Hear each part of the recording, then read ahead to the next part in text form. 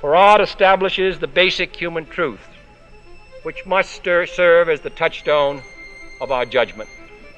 The artist, however faithful to his personal vision of reality, becomes the last champion of the individual mind and sensibility against an intrusive society and an officious state.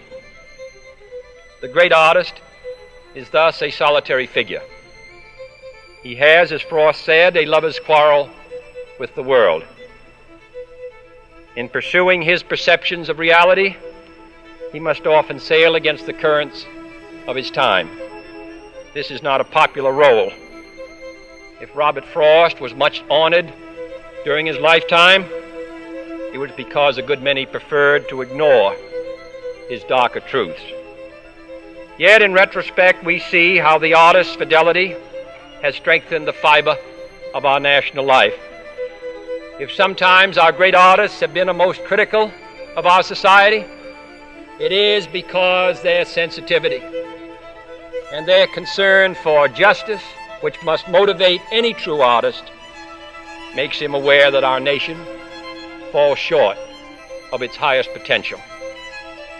I see little of more importance to the future of our country and our civilization than full recognition of the place of the artist. If art is to nourish the roots of our culture, society must set the artist free to follow his vision wherever it takes him. We must never forget that art is not a form of propaganda, it is a form of truth. And as Mr. McLeish once remarked, of poets, there is nothing worse for our trade than to be in style.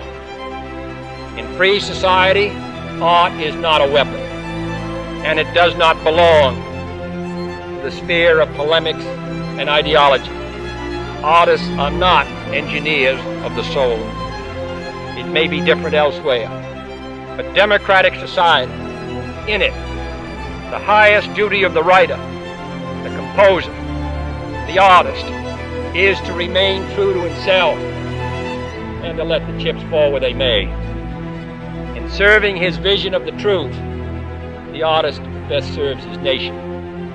And the nation which disdains the mission of art invites the fate of Robert Frost's hired man, the fate of having nothing to look backward to with pride and nothing to look forward to with hope.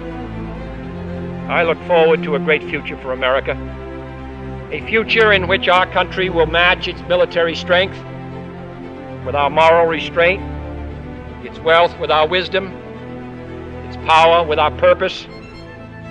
I look forward to an America which will not be afraid of grace and beauty, which will protect the beauty of our natural environment, which will preserve the great old American houses and squares and parks of our national past, and which will build handsome and balanced cities for our future.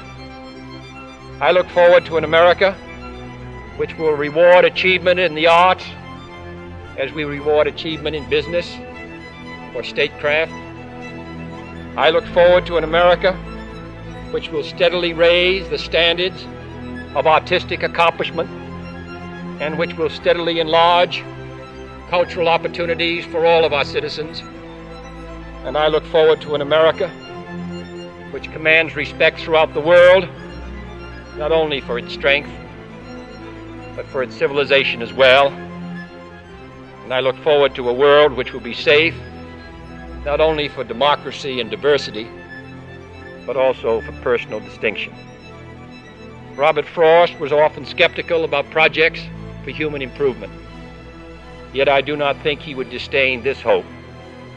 As he wrote during the uncertain days of the Second War, take human nature altogether, since time began, and it must be a little more in favor of man, say a fraction of 1% at the very least, our hold on the planet wouldn't have so increased.